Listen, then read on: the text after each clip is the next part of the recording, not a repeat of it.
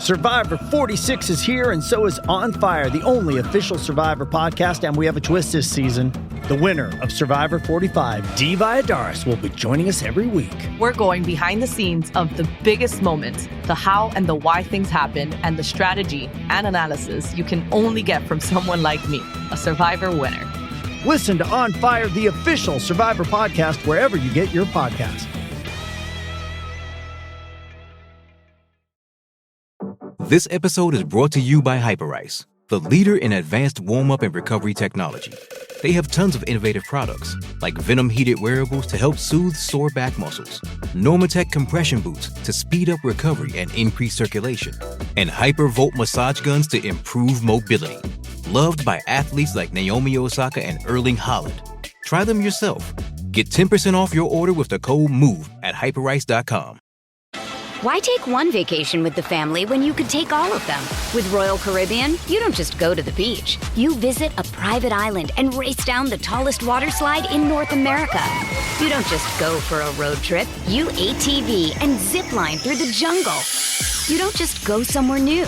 You rappel down waterfalls and discover ancient temples. Because this isn't just any vacation. This is all the vacations. Come seek the Royal Caribbean. Ships Registry, Bahamas.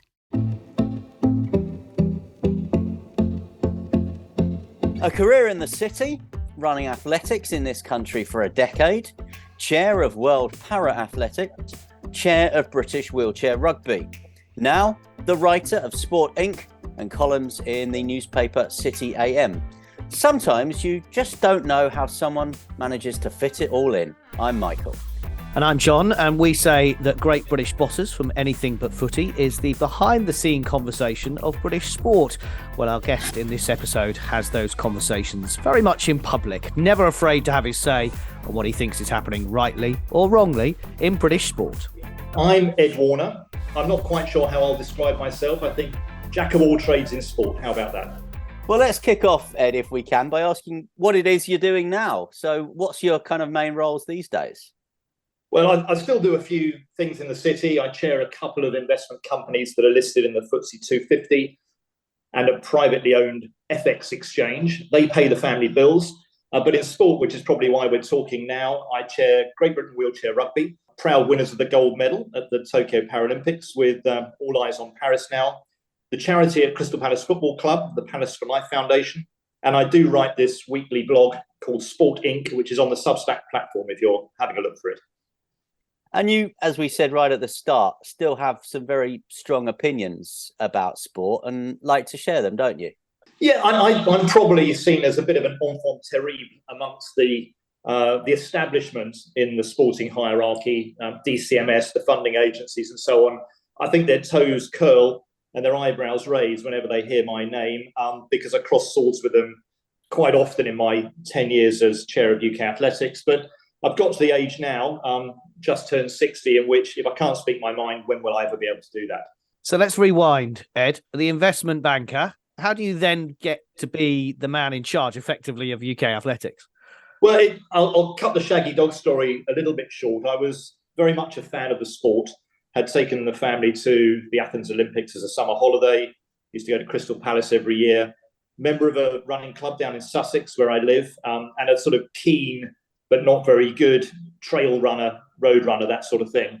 And I saw the vacancy for a chair advertised when British Athletics was very much in the doldrums on the track and off the track back in 2006. I just sold a business in the city to one of our competitors. And I thought, well, that could be me. I applied for it. And I think talking to people after I got the job, that applications fell into two camps. They were either former elite athletes, names that you would know who didn't know much about boardrooms, or they were boardroom exponents, sort of FTSE 100 chairs and chief executives who fancied running athletics all the way through to the London 2012 Olympics. And I was the guy in the middle who knew a little bit about athletics and could prove I ran, albeit not very well, for a local club. And I knew quite a bit about boardrooms. And if you drew the Venn diagram, there was a little overlap in the middle. I was probably in that bit of overlap. And I lucked out and got through. And all the way through the process, every time I was interviewed and got to the next stage, I couldn't quite believe it until I got the call and I said I got it. And everything changed for me then because it became overwhelmingly the biggest part of my life for 10 years. And what were the main? You said that they were in the doldrums at that point.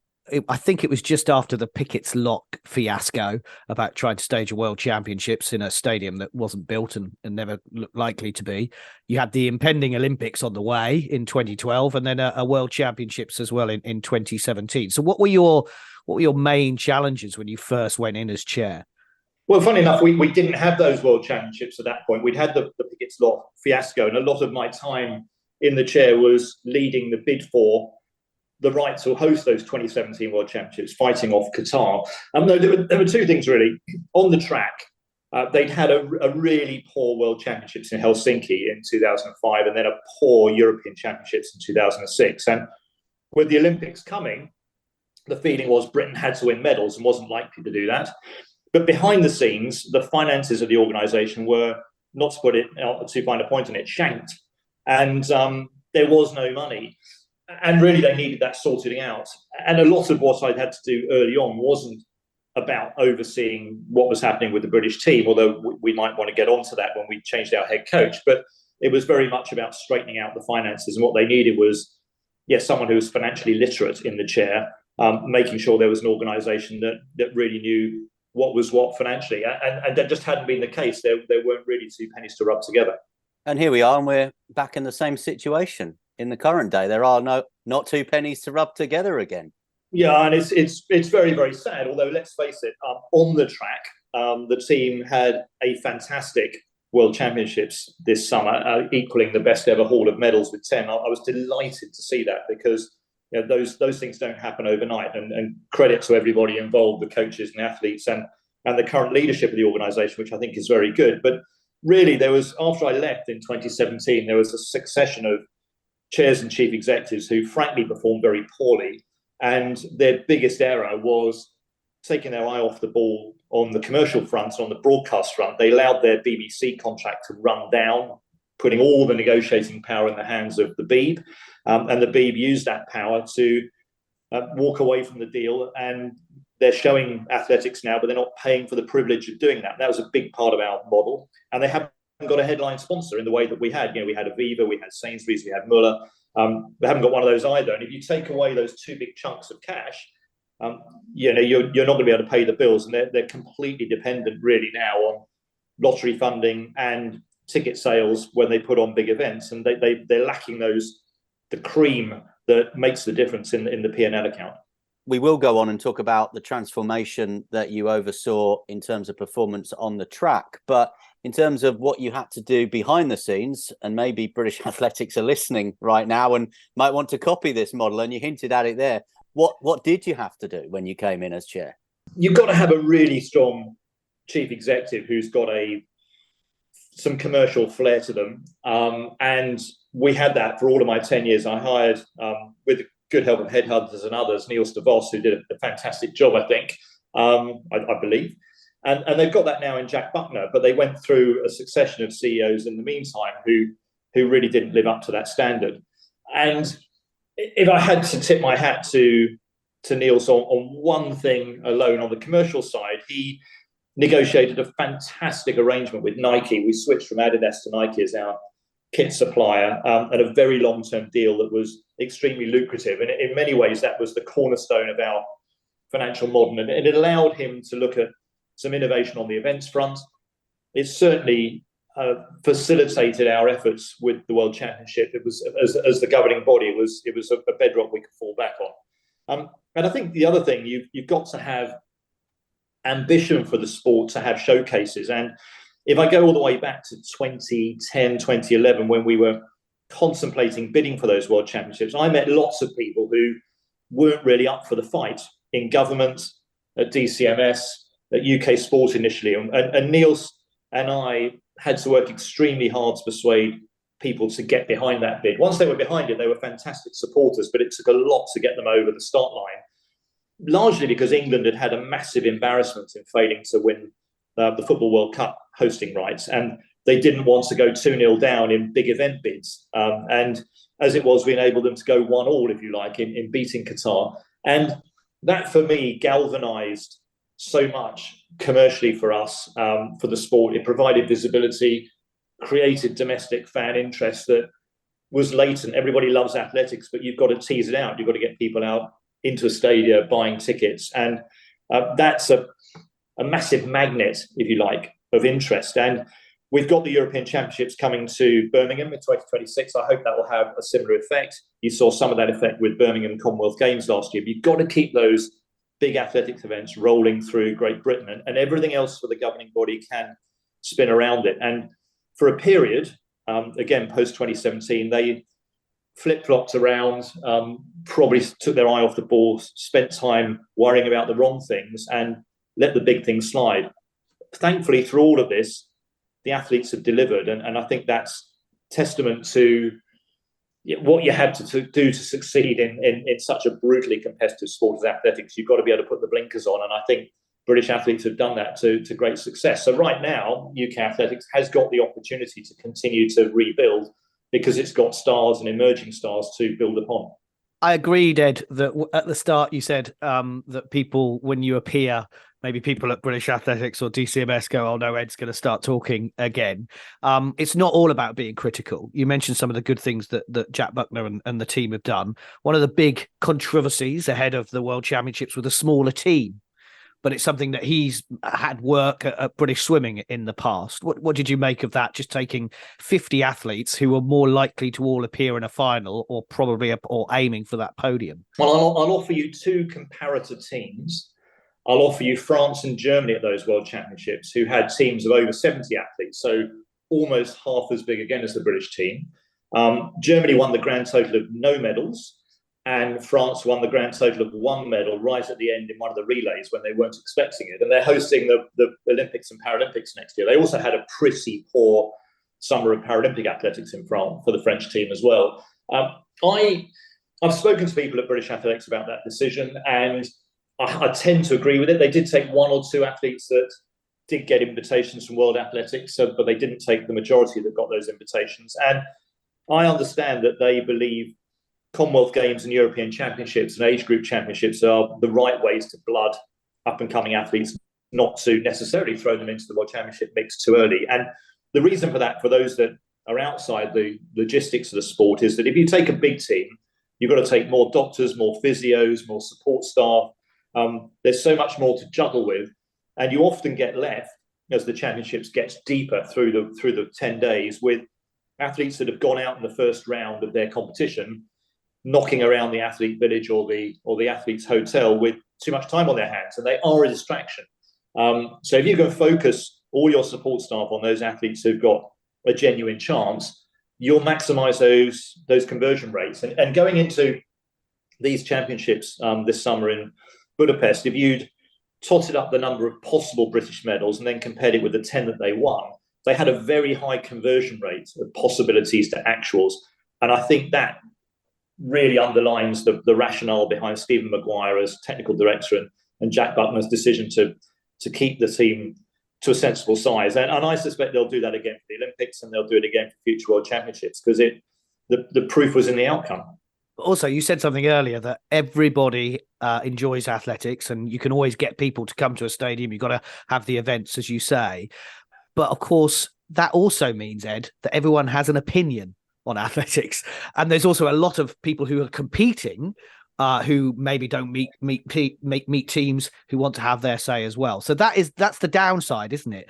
That actually it is such a massive sport in this country still, but everybody has a view on it.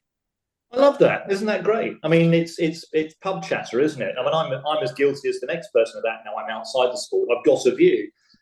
You want people to have views on sport. That's one of my arbiters of people's interest in sport is if you read, for example, the Times app and look at a sporting article and then go to the comments below.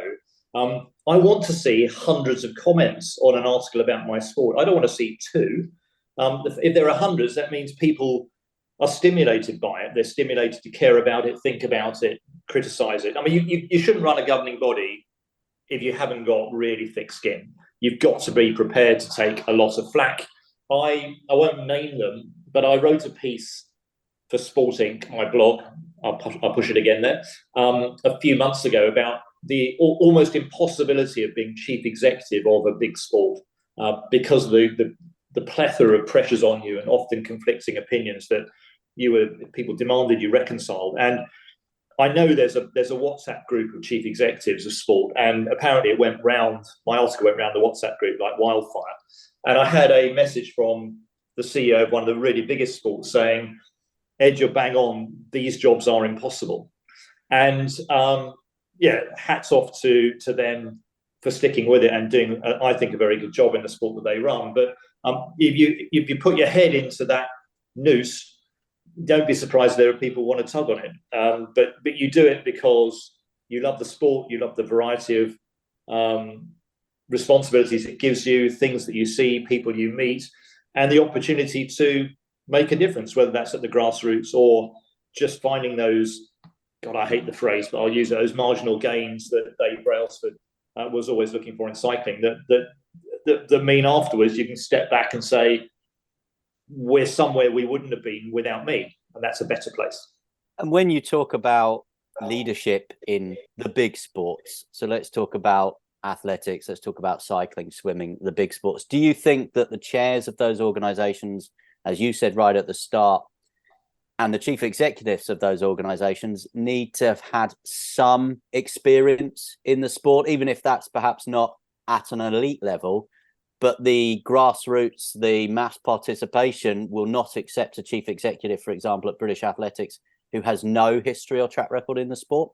In theory, you'd like to say, no, they can come from outside. But what I've seen in practice suggests that absolutely they should. They've got to be able to prove their love. I've often said to people who've asked me that, one of your opening questions about how I ended up in the job, that I could say I had muddy trainers. That I could talk about a 10K that I'd done at the weekend. Not in a great time, but I had honestly turned up in a muddy field, in the rain, whatever, run for my club, got a couple of points in a league race, whatever it might be, and it just breaks the ice to be able to. I mean, I can remember an interview. They were asking my view of the state of the team, and I could honestly say, look, I just don't know. I'll work it out. I'll work with people to understand how these things operate in terms of athlete development. But I was in Athens for the Olympics with the family. We went on the 100 metres final night. Didn't see a Brit in the final of the 100. They went out in the semi. Saw Philip Sidowu 3 no jump in the triple jump, and said therefore not make the final 3 jumps. And he was someone who should have got a medal, could have got a medal. And we were in the stadium watching on the big screen as Paula Radcliffe stepped off the road in the marathon, the heat, etc., etc. So I know what it's like as a fan to experience disappointment in British athletes and what that meant for me, the showpiece night we had in a week of watching different sports at the Olympics. And that was really a punch in the gut as someone who'd looked forward to that for ages. And I recounted all of that in interview, and they got it. They got that I cared. They got that I didn't understand the nuances of why and what it took, but I was someone who had a passion. And I have seen chairs of other sports. I've met them, frankly, in successors of mine at UK Athletics. Nossi and Beattie, who's very much an athletics man, who's in the chair now, is great, who I don't think could demonstrate that passion. And if you just see it as a means to an end of currying favour with UK sports, or I don't know, sort of being able to be in the right rooms, then you're the wrong person for the job. And just to finish that, I did spend 6 months as interim chair of British Equestrian, having been asked by UK Sport to go in and sort out their governance, which I did as a project. And they wanted me to stay on permanently. And I just was not going to do that because I can't fall in love with horse sport. I like looking at a horse from a distance. I've been on the back of one a couple of times, fallen off once, hated it. But if you'd ask me, do you next weekend want to go to watch some 3-day eventing? The answer would be no. And if the answer in your heart is no, don't do the job. But I think there are people out there chairing sports who actually rather resent the fact they had to go and watch some sport. And when you're in that position, you're not going to do a great job for them. And you mentioned it was such a tough job, or it is such a tough job being a chief executive of a sport in this country. And yet we see the chief executives go from organisation to organisation they can't quite leave it. Whether you were at badminton, for example, you're now at table tennis, and cycling to netball to swimming or whatever, this merry-go-round exists. So it must be a job that people, once they start doing it, find difficult to walk away. Why is that? You cited there the first one. You said badminton, table tennis, which is exactly Adrian Christie, who's at Table Tennis England now, was at badminton before. And I know Adrian well. He's fantastic. He was the first guest on this podcast, actually. Well, there we are. Adrian's great, and they just won the right to host the World Champs in London, which is great for them. I think there's two ways to look at it. One is they are specialist skills that are required, and once you've learned those skills and you've learned the network, you understand how the politics of it all works, then you're going to want to stick with it. And if you love sport, it's in your blood and you want to stick with it. Conversely, there are people who I think are trapped in the sporting leadership world because they don't know anything else and they haven't been able to work out which of their skills are transferable and how to transfer them. And those people I feel sorry for, and finding a way out into another industry is hard, just as it's quite hard to find your way in from outside the industry. It's a very particular goldfish bowl, and it's quite a small one. Sport is a massive industry, but if you strip out football, it's not as big as industry as you might imagine, given how many hours of it's on our television. This is Great British Bosses from Anything But Footy. Why take one vacation with the family when you could take all of them? With Royal Caribbean, you don't just go to the beach. You visit a private island and race down the tallest water slide in North America. You don't just go for a road trip. You ATV and zip line through the jungle. You don't just go somewhere new. You rappel down waterfalls and discover ancient temples. Because this isn't just any vacation. This is all the vacations. Come seek the Royal Caribbean. Ships Registry, Bahamas. This is Great British Bosses from Anything But Footy. We're talking to ex-chair of UK Athletics, Ed Warner, and current chair of British Wheelchair Rugby. We're going to come on to Paris and the Olympics and Paralympics in a moment, Ed. But your biggest success for UK Athletics in that 10 years, 2007 to 2017, for me, Super Saturday and the World Athletics Championships. But you tell us. I think it was winning the right to host the World Championships in London in 2017. I mean, we put on a fantastic event, sold 1 million tickets across 2 World Championships back to back, the Olympic discipline and the Paralympic discipline. And I really enjoyed chairing those events and seeing people come to that stadium and light up their faces with some phenomenal athletics, well presented. But really, if I took that to one moment, it was in November the 11th, 2011, when we won that bid against Qatar. And that was the culmination of a year of really hard work, some grubby lobbying that one had to do, things that didn't make you feel good, people you had to interact with, one or two of whom have been drummed out of the sport as a result of the corrupt regime of Lamine Diack, who was Sebco's predecessor, and sort of wading through that treacle, needing a shower many evenings just to wash away the memories of the day, was to end up with Diack, curse him, opening the envelope and saying the winner is London was really something, because it was a binary outcome. You either won or you lost. And we won. We proved the doubters wrong, who thought that we'd lose to the money of Qatar, and the money of Qatar was substantial. And it was the lure of, I think, the greatest city in the world, greatest showcase for athletics that we've seen in London 2012, winning through with, I have to say, once people got behind it, phenomenal support from the mayor, Boris Johnson at the time, the sports minister, Hugh Robertson, Sebco himself, who was one of the voters on the council for the IAAF, now World Athletics, and some people who were on the bid team with us. We had Denise Lewis there, we had Jodie Williams, the young sprinter there, young at the time, and it all came together. And it felt like we were, this will sound very cheesy, so forgive me, but we were giving something to the athletics nation of Great Britain. And I think we did. We then delivered it. So, yeah, there were lots of things that made me very proud. Super Saturday was fantastic. Everybody always wants to talk to me about that. But that moment of winning a bid, because that was where the boardroom and the sport and the things I'd done down the years, the art of of politics, the art of business all came together to make it a success. How important was it, Ed, that you had the stadium and that the London Olympic Stadium was staying for that bid? And what would you say about, thoughts that maybe UK Athletics might pull away from that stadium? Number one, it was completely critical. I mean, let's remember you referred to it earlier, the Pickett's Lock fiasco of Britain effectively pulling out of a London World Champs and trying to switch them to Sheffield, which failed as a negotiating ploy. There had to be no doubts in the mind of the voters on the council of the IAAF that we would keep that stadium for athletics.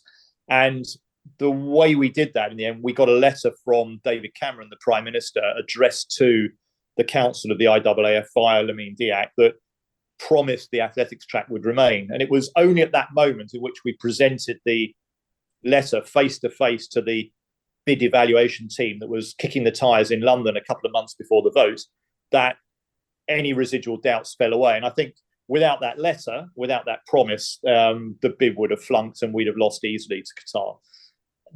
Looking forwards, it all depends whether Ian Beattie as chair and Jack Butler as chief executive can find commercial partners to reflate the balance sheets of UK Athletics. If they can do that, then plough on with using that stadium, which they used very successfully this summer for the Diamond League, and use it to host future global and European events. If, however, they can't find commercial partners, then they might want to look at doing a deal to flip their home for big events from London to Birmingham, where the Alexander Stadium has been redeveloped. I'd hate to see them have to do that, but if someone said to them, here's a cheque for £20 million, 15, whatever the number they can negotiate, and that shores up the governing body for the next 10 years, then that's a deal they might have to do. But I hope it wouldn't come to it. I think they've looked at it. They haven't got a negotiating hand because there's not spared chunks of money floating around to do that deal. And it's not for West Ham to do that deal. It would be for the legacy company that owns and runs the stadium. And that's a public body and it hasn't got a lot of cash. It'll be tough. So I'd love to see them stay, but it has to be part of a package in which they find headline sponsors, in which they get a broadcast deal in place. And I'm sure they're working on all those challenges. Look into your crystal ball for us then. Do you think we will still be hosting major athletics in London in the next 5 to 10 years? Yeah, I think for choice we will. I really hope we do. Look, there are other factors in the mix. So if one of the co-owners of West Ham, David Gold, died recently, as you'll know, and that changes the dynamic again of the ownership of West Ham. And if one day we wake up and find that West Ham are now owned by an entirely new owner, they've got a fresh investor from Czech Republic who's in there. If he took the whole thing over, would he have different ambitions for the stadium? Would he want to negotiate a deal to buy out UK Athletics? He might do. Somebody else might want to buy that club further down the line. So I don't think you can rule any possibility out. But I think on the balance of probability, we will still be seeing athletics there in 10 years' time. You mentioned Super Saturday, and just before John goes on and asks you a little bit about Paris and your role with GB Wheelchair Rugby, were we just incredibly fortunate to get Jessica Ennis, Mo Farah and Greg Rutherford at one time, or was that just part of the culmination of some of the changes and the restructuring you had to make on the performance side of the organisation? I don't think. Well, look, three gold medals in however many minutes it was. Yeah, clearly all the stars aligned, and you'd never have predicted that. Mo's gold was a strong possibility, maybe even a probability. Jess Ennis clearly was one of the favourites for her events, but it's athletics. Things happen all the time. Greg's goal was a surprise and a wonderful one, and a goal for a fantastic man, a fantastic athlete, which was serendipitous. But I can look across the course of 2012 and say that we missed lots of other medals that we could have had. And there was a moment in the middle of the week, I can't remember which athlete it was that we really had thought was going to win a medal who didn't, that I was thinking, oh my God, if we don't get any more, then what am I going to do? 3 gold medals in one day at the beginning isn't enough for this nation. And we ended up with 6, and that was great. It was on target. And of course, we got those golds, and Mo got his second gold. But the margins are so fine in athletics. It's a truly global sport. people win than lose by inches and microseconds. And I would say that I'm as disappointed with the medals we didn't win in 2012 as I'm exhilarated by the 3 goals that we got on Super Saturday. And those outcomes was the result of great work by coaches and athletes. And all the governing body in athletics can do is try and put the right environment around those coach-athlete pairs. And the environment that we put around was led by Charles Van Commenay, and he was a controversial hire. So one of the big decisions Niels de Vos made, which backed him up on, was changing head coach and going overseas, which riled a lot of dyed-in-the-wool, long-standing, very good British coaches who thought it was, maybe it shouldn't have been them, but it was wrong that we went overseas to have our program led by a Dutchman. But it was the right call because he brought in a culture of, to use another Dave Brailsford phrase, sort of, more a UK sport, Dave Brailsford phrase, no compromise. But he didn't compromise. He was a very uncompromising figure, divisive in some quarters, teed some people off, but was the right thing for the sport, galvanized it, and really delivered. And he got to the end of that process and said, I thought we could get 8 medals, therefore I'm going to resign, because his standards, he said himself, were so high. I'd rather he had done. But he made public the thought he could get 8 medals, and he stood by his decision to go when we didn't get 8. And that was just a measure of the man, the scale of his ambition, and his unwillingness to flex or to compromise on having high standards. More than 10 years on, Ed, the world has changed. You mentioned UK sport. They have a new target for their athletes this Paris Olympics and Paralympics, and that's to win, but win well. Do you understand what that means? Yeah, I understand where it's come from. And in many ways, I agree with it. I've been a big critic of the old regime, the Liz Nichol chief executive era. And it was too rigid in the way that it dispersed its funds across the sports. British Wheelchair Rugby was, it's a high profile case, was chopped from funding after Rio before my time with them, when the team came 5th. The Rio Paralympics, and they lost all their funding. And when we went to, and I was hired as chair in the meantime, and we went to Tokyo. I couldn't go actually because of COVID, wasn't allowed to, but the team went to Tokyo and won a gold medal. And that was a metaphorical 2 fingers to the old system, but it doesn't mean that you chop sports from funding and they go and win gold medals. They won a gold medal because, again, lots of stars aligned, and there's humongous amounts of hard work to scrape money together to fund the team.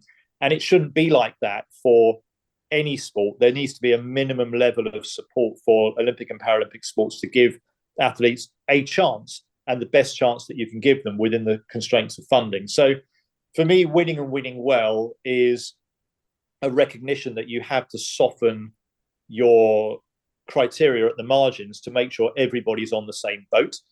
And that would be a Eurostar, won't it, to Paris? And you come away from a games feeling proud of the way you went about it. So that will be giving everybody a chance on the team, to every sport a chance to be there, whether they can qualify or not. And the medals you win, you walk away from thinking we did it in a way the nation can be proud of. And I think, we're not looking for people to cheat. I don't think that's natural inclination in any sport, although temptation is out there. Clearly we don't want to be pushing athletes to the point at which they look to cut corners in the way they live, certainly the things they put in their arms, and that they have the right spirit on the field of play. And it is a fine line because we like to win. I said earlier, it was, we pointed out Germany got no medals and France only got 1 of the World Championships. I quite enjoyed that because I'm a very proud Brit, and I enjoyed the fact the British team got 10 medals. So it is sport. It's elite sport. It's not happy clappy, but and we want to win. But there has to be a recognition that we can't do it in ways that afterwards, when you get the drains up, you think, well, that was wrong.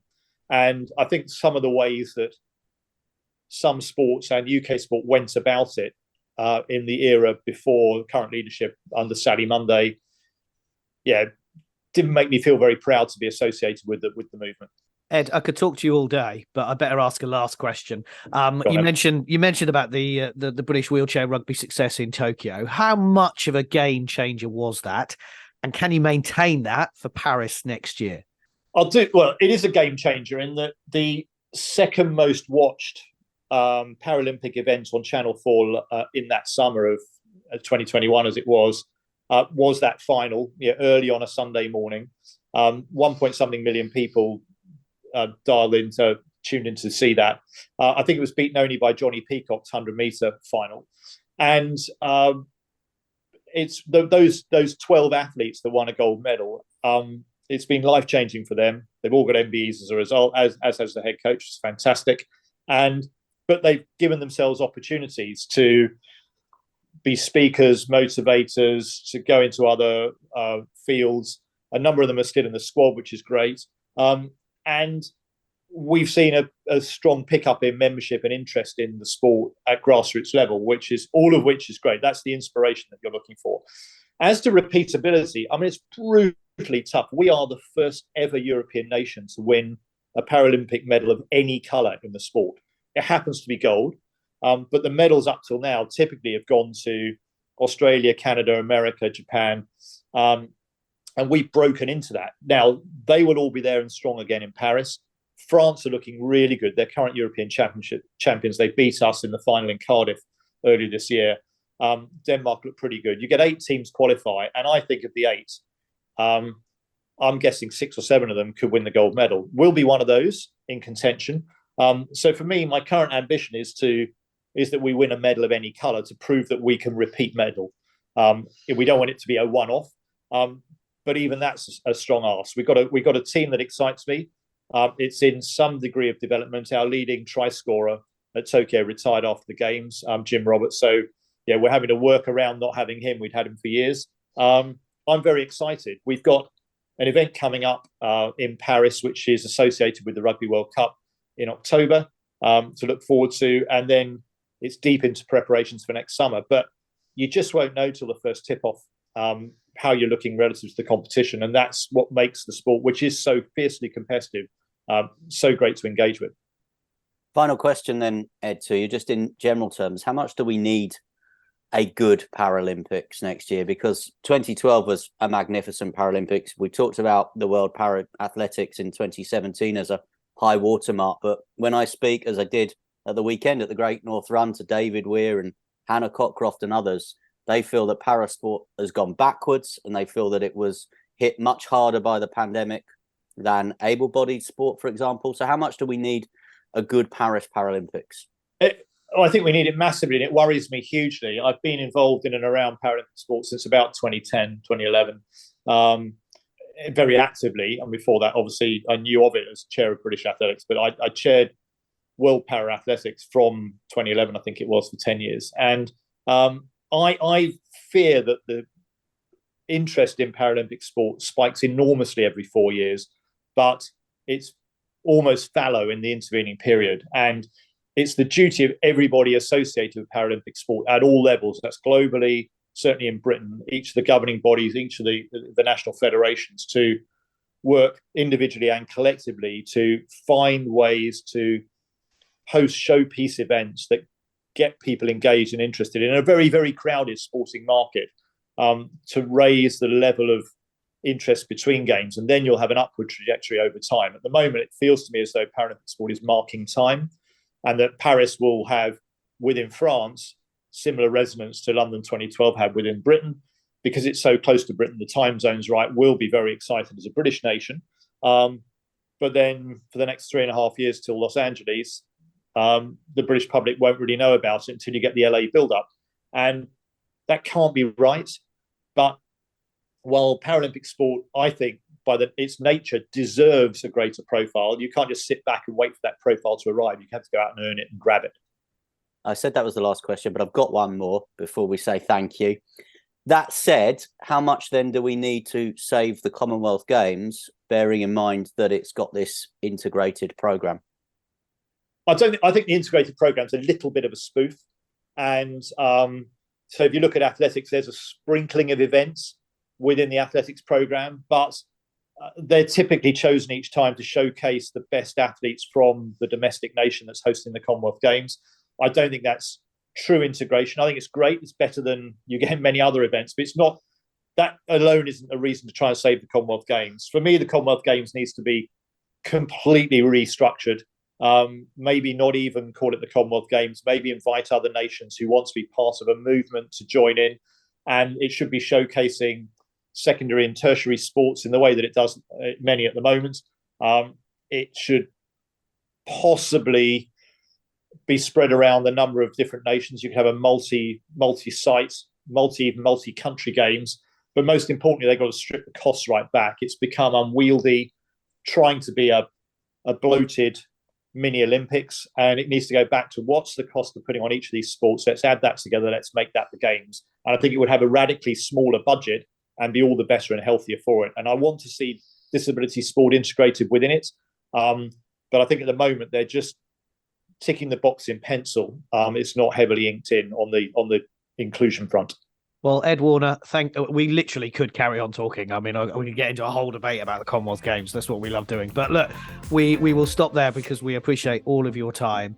Let's do this again at some point. And thank you so much for talking to great British bosses from Anything But Footy. Sports Social Podcast Network. Lucky Land Casino, asking people, what's the weirdest place you've gotten lucky? Lucky? In line at the deli, I guess? Aha, in my dentist's office. More than once, actually. Do I have to say? Yes, you do. In the car before my kids' PTA meeting. Really? Yes. Excuse me, what's the weirdest place you've gotten lucky? I never win and tell. Well, there you have it. You can get lucky anywhere, playing at LuckyLandSlots.com. Play for free right now. Are you feeling lucky? No purchase necessary. Void where prohibited by law. 18+. Terms and conditions apply. See website for details.